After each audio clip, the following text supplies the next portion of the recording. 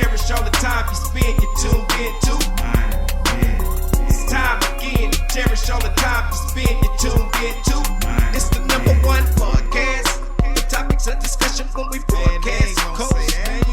So all them artificial man jokes, we do it natural from the concrete to a public standpoint. Real, wherever you're from, life is coexisting, but to know the real, you just gotta listen.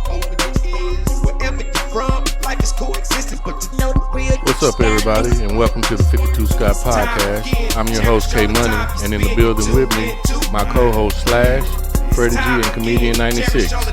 Collectively, we are the Mind of Men.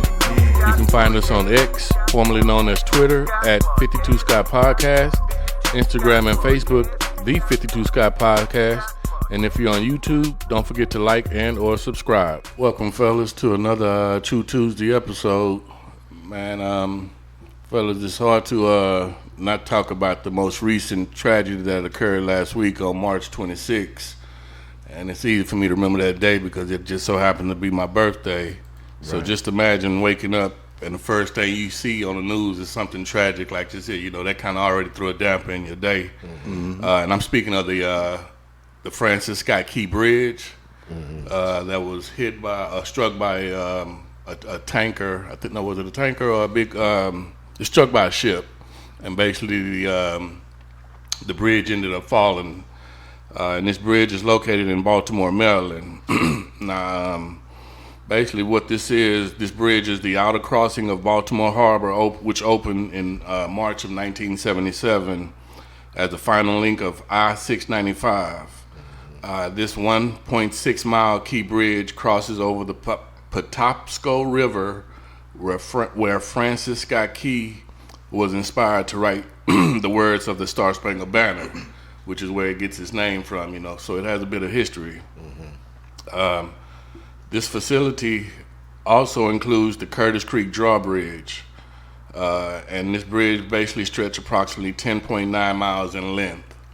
So just imagine, you know, this bridge coming down, you know, and just the traffic that possibly goes across that bridge. And what I thought was amazing was that, you know, the captain or somebody on the ship that had lost power, which is what caused it to hit the barrier or whatever it was that you want to call it that it hit. They were able to forewarn authorities to where they were able to stop people from traveling on the bridge. So it caused less fatalities. Unfortunately, there were some. Yeah, it was a few of them. You know, but again, this happened on March 26th, and you know, it's been all over the news. You know, like I said, I woke up. First thing I did when I looked at social media, you know, was a video of this bridge falling. Mm-hmm. You know, I was like, okay, I can't believe this. But I knew when I watched the news, that's what it was. It was definitely. I said that if I saw this on the news, then I know it was true. Because you know, you see all kind of shit on social media where it could be altered or you think it's green screened or. Yeah, exactly. AI now. Yeah, you don't know now. Yeah. So when I like I said, when I did get to turn on the news again, this was one of the first things that I saw. So I know it was confirmation and validation to it. So again, you know, America had, you know, another tragedy occurring that we had to deal with as a whole. You know, again, this happened in Baltimore, Maryland, but I think all of us as Americans, you know, can feel the sympathy that they're dealing with down there. Yeah. If you ever crossed that Puncher train from Texas to Louisiana bridge. Oh yeah. How long that is over water. Now just imagine that bridge being hit by something. Oh. You know what I mean? Yeah. And that's a long bridge. It's connecting a lot of traffic, you know. Let me give you guys some key facts on the bridge. It was started construction in 1972 and it ended in March of 1977. It started the year out. Never mind. Let me shut up. It cost approximately $60.3 million. Again, it's located on the outer harbor crossing of I-695, and it's 1.6 miles of a 4-lane bridge structure. And it's the traffic volume, they said, is approximately 11.3 million vehicles a year.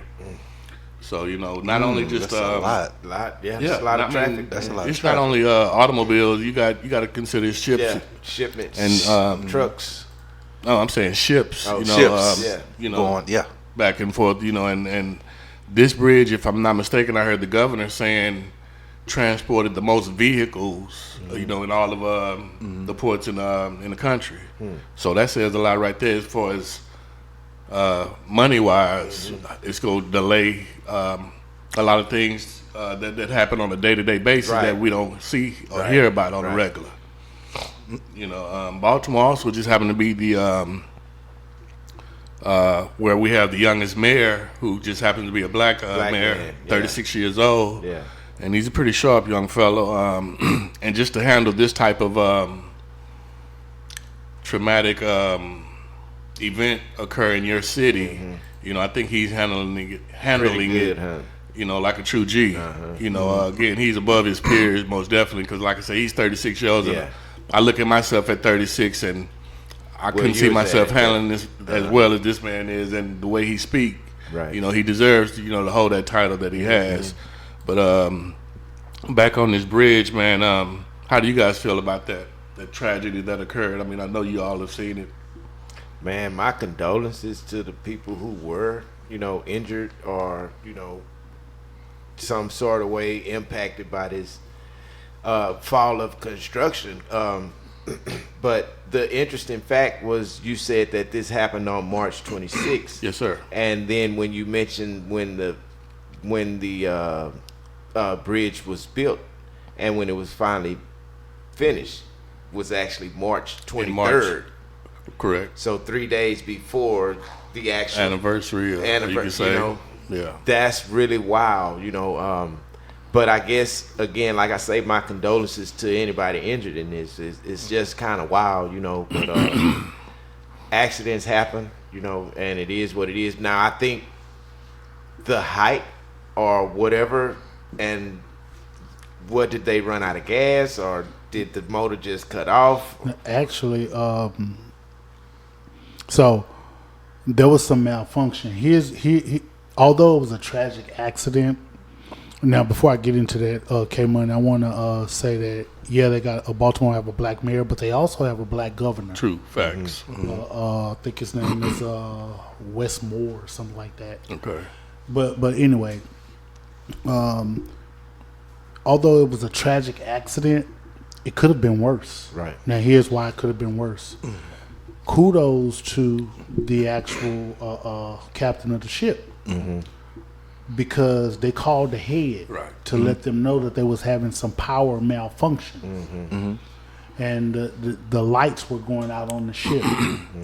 And so they were able to stop people from coming onto that bridge. Right. And of course the workers were already there fixing potholes. Right, it was 6 workers. Yeah. And they were fixing potholes or whatever. But it could have been more people than that because cars would have still been probably driving coming across the bridge. That would while it happened. That would explain probably the person that was filming, because you got to think about it. He's already set, because the ones I keep seeing, he's already set filming ready to go. Like, who's at night just really just filming the bridge?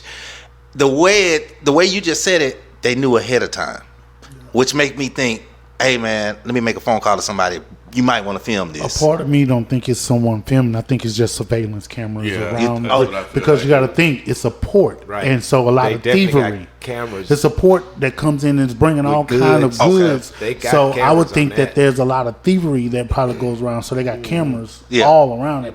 Because I heard somebody on the video say, "Man, what is going on? The bridge fall." That's why I assumed somebody was just filming it. Well, that could be that too. Who knows? Yeah. Because I was like, it could how be do you that know too. the bridge is going to come out at that exact time? And you say, You know what? Now that I think about it, I think I did hear a voice. You yeah. hear voices, but again, it could have been surveillance cameras. They could have been right there under. But most surveillance normally don't have, you can't hear. It's usually just visual only. Depending on how far away now you are from those cameras. I think they could have been in the you booth if you're close enough. But again, Who knows? Who knows? Yeah, who I mean, knows? it's already they're already trying to make it sound. Well, I just happened to hear recently that Mitch McConnell somehow has some type of connection with the ship, and You said Mitch McConnell? yeah. The freezing dude, the dude that get locked up when he giving his speeches. Yeah, ironically, the guy that you guys like to say a lot on the show. But so I mean, I didn't want to put that out there like that, but allegedly, there's some type of connection between him and the ship or the vessel that happened to strike the bridge. Yeah.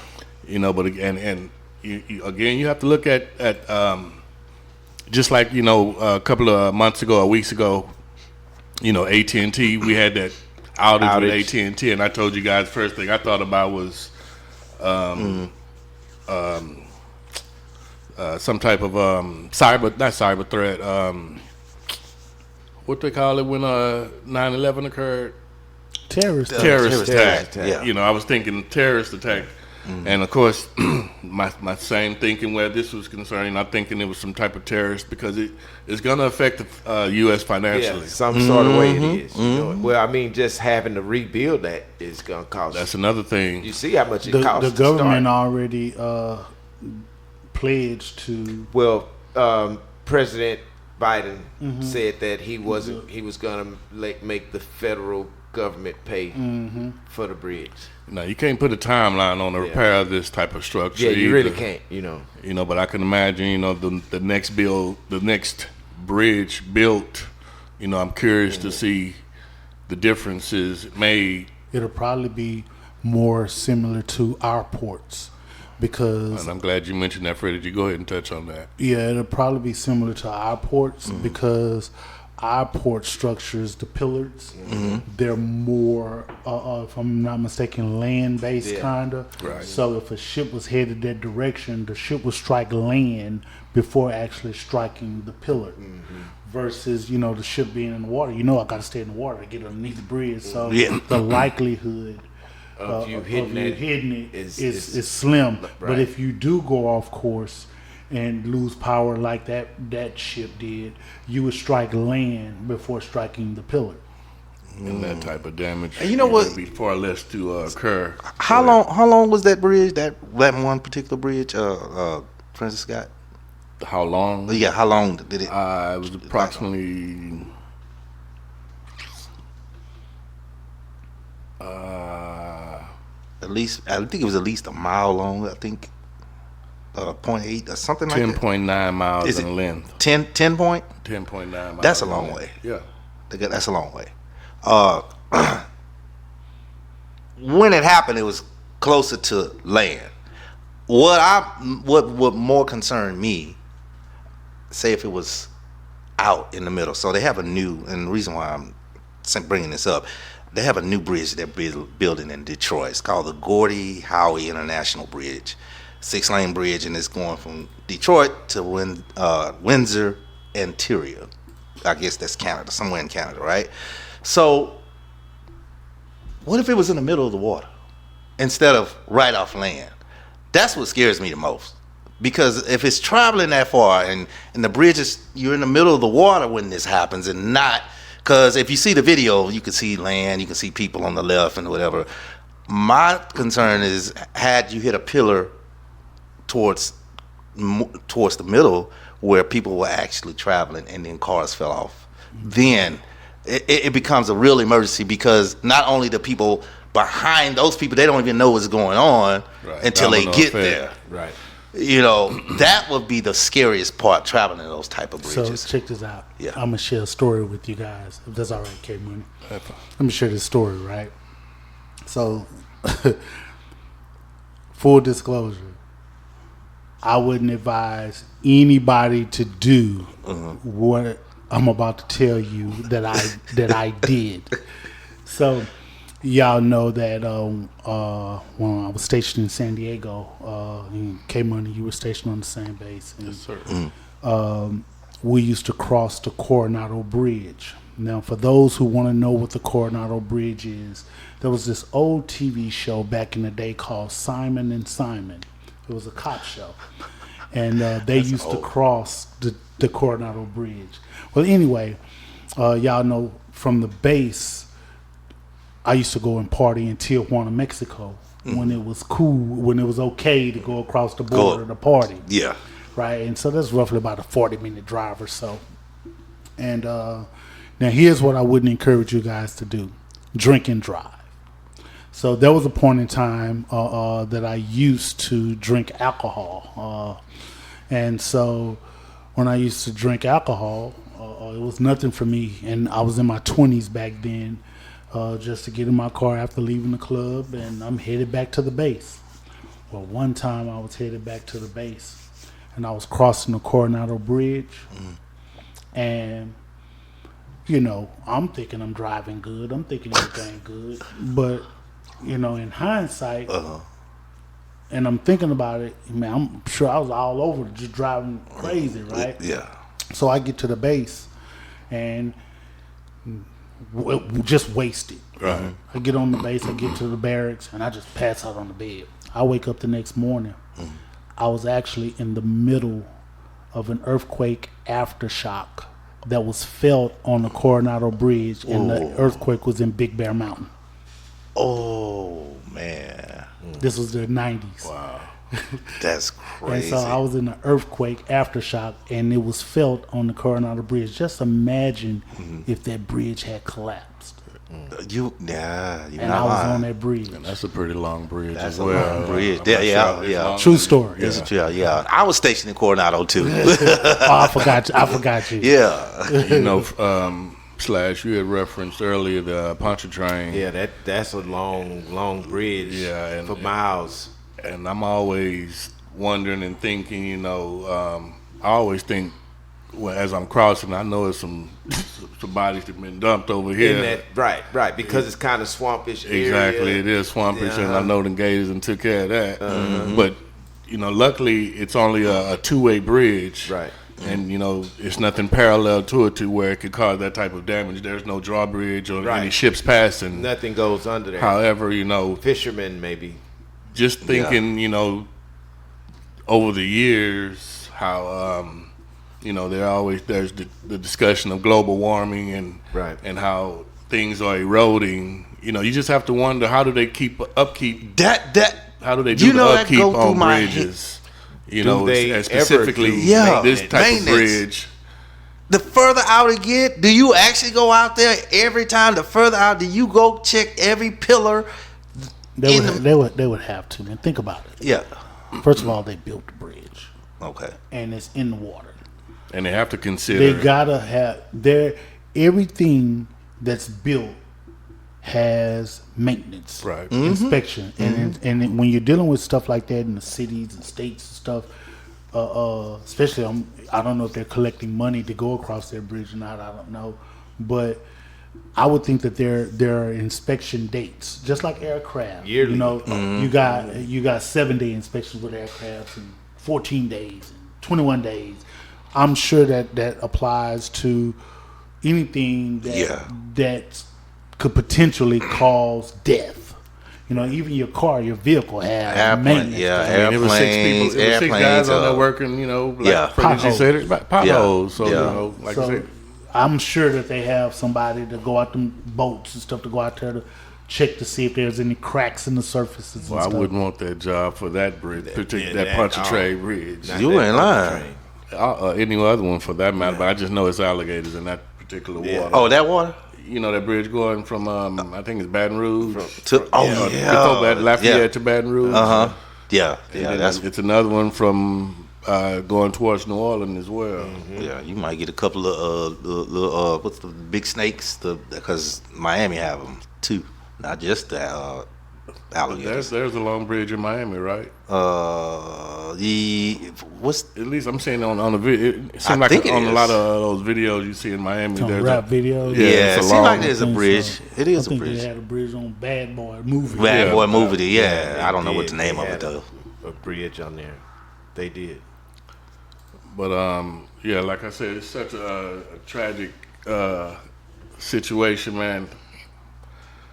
But like I said, there is no timeline that you could really. First, they got to clean up the mess, which I think they're just starting to do now. I just saw recently that the U.S. called off its search for the. Cause somebody somebody did pass. Well, in there. they hadn't found a few of them. Right? Yeah, that's what I'm saying. I think it was 4 It people. was a total of 6. Okay. 2 of them, if I heard correct, one was actually able to run to safety. Well, I don't want to even say that. I know it was 2 of the 6 construction workers who were missing were okay, and the U.S. Coast Guard had called off operations as far as searching for the others, which means that they already presumed them to be deceased. So yeah. And just saving there's no other options, I guess, is the correct terminology. Yeah. So yeah, to answer your question, Community 96, there was some fatalities, or at least one that we definitely know of. Yeah. They say how long it's going to take to build it up again? I know you said earlier. Nah, you really can't tell, because my thing about this and building or rebuilding just what section that is bad, right? Because I'm sure that's what they're going to do. Putting the pillars down in there, where do you start with that? Because that's where you got to start if you're going to build a bridge. How do you get the pillar? The foundation. How far down does this have to go? Well, we know that it has to touch bottom. I don't think it's nothing just you got to touch bottom. So I think, too, that when they're thinking about, before they even think about constructing bridges like that, I think that they probably already know how far the water goes down before you hit bottom, before you can even think about building a bridge like that. I mean, so. and this was done in the early 70s. So you got to think of modern technology and the things that they have available today versus what was available back then. It should be faster. It definitely should be faster, but the materials should hopefully be a lot better. Right. And here's something you got to Sturdier. think about too. See, when we look at that stuff on the news, we can only see the structure of the bridge just collapse, and we see that's on top of water. Right. But there's a lot of debris underneath, and that debris underneath could affect, once, let's say everything is cleaned up, but you miss a lot of that debris underneath. bottom. That could affect other ships coming through the port, messing with the fantail and all that stuff. If it's sticking up kind of far, I mean, because that's some long, tall metal. Right. Well, depending on how deep that water actually is, I think would make a difference in that situation. Because how many feet to the bottom? Yeah, that's what I'm saying though. Like if there's, let's say it's okay, if you know a ship is coming through, right? What we see of a ship, we see what's on top of the water, but we never see how much ship that's underneath the bottom of the water. Right. There's a lot, from experience, there's a lot of ship underneath the bottom of the water, right? Which shows you how much the weight It is. Yeah. Now think about the bridge that collapsed. Okay, so if the bridge collapsed, what I'm saying is that there could be some debris down at the bottom of that ocean, but the debris is so tall and long that you may be sitting on the ocean floor, but enough of it still sticks up to where it could cause potentially hit the bottom of the ship. So I would think that you would have to go underneath to the bottom of the ocean to get that debris from underneath there too, because Most of it. that could cause other ships to be damaged underneath, because there's a lot of ship that's underneath water. I would think that they would have to get it for investigation reasons. If it's a piece of the bridge that broke, you might need to go down there and investigate this piece of this bridge to see, Yeah, the investigation would start, the actual investigation. I think that starts with the black box itself on the ship. What caused the power? What caused the power to go out? Yeah. We know what caused the bridge to fall. Facts. And I was just thinking about something before you mentioned the not black box, but God, I can't even remember. Mitch McConnell. This McConnell moment. Well, I want to thank y'all for joining us. It'll come back to me another time. Our prayers are definitely out there with Baltimore, and hopefully they get this bridge built sooner than later. Thank y'all for joining me. This concludes another True Tuesday episode, and be sure you tune in tomorrow for another episode of Women Wednesday with Freddie G. Don't forget to follow us on X, formerly known as Twitter, at 52 Sky Podcast, Instagram and Facebook, The 52 Sky Podcast, and if you're on YouTube, don't forget to like and or subscribe. And to all my 52 Sky faithfuls, it may be new to you, but if you heard it here, then you know it's true.